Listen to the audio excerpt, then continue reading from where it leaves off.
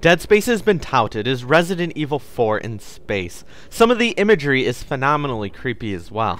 There were times where I just stopped, spent a little time looking around, and was thoroughly disturbed. The ice-cold architecture of the galactic spaceship, beautifully smeared in 1080p blood, along with various body parts of both human and non-human alike, would send chills down my spine. I wouldn't really call the game a survival horror title, though. There's definitely a lot of slinking around in the darkness, surrounded only by the moans of the unmentionable, but there were also a lot of intense action scenes as well. Times where you're literally bombarded by fucked up looking demons as you flail around in desperation, not exactly hoping to kill everything in sight, but primarily just hoping to make it out of whatever room you're in alive. These parts are awesome and intense. A few of my friends have said this is what Doom 3 should have been.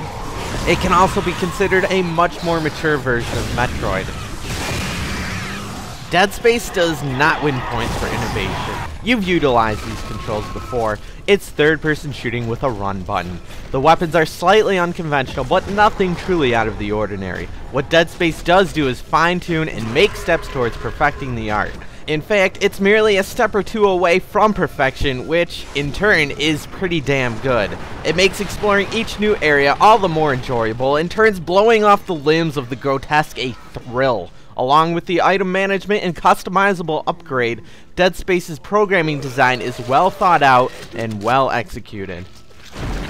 I won't lie, I've seen other respectable sources grant this game the almighty rating of 10. But while I do consider Dead Space to be great, it's not quite flawless. Dead Space is a brand new property, a brand new chance, and tries to be all that it can be, but there are still a few things that need to be ironed out. Unfortunately, just about everything takes place in the exact same spaceship. While this game is supposed to be a corridor shooter, the scenery does become a little monotonous at times. Many rooms look exactly the same. It doesn't help that the story has you running around doing a lot of bitch work as well. Your job turns into basically becoming Mr. Fix-It as you run around and activate switches for half the game. The first third of this game didn't do very much for me once I got over how incredible the graphics looked. It was somewhat run-of-the-mill and failed to present much of a challenge to me. The start of Chapter 5 really started to turn things up though.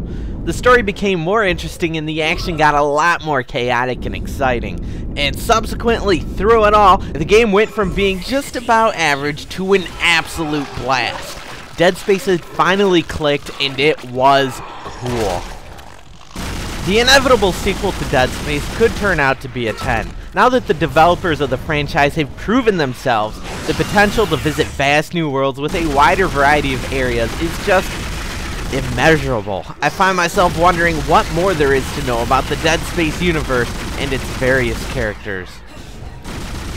Anyone who loves blowing enemies and demons into pieces with a slight survival horror edge to it should love this one.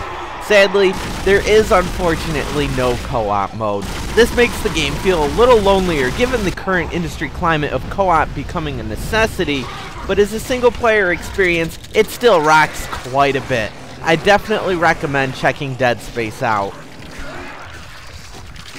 I give Dead Space for the Xbox 360 an 8 out of 10.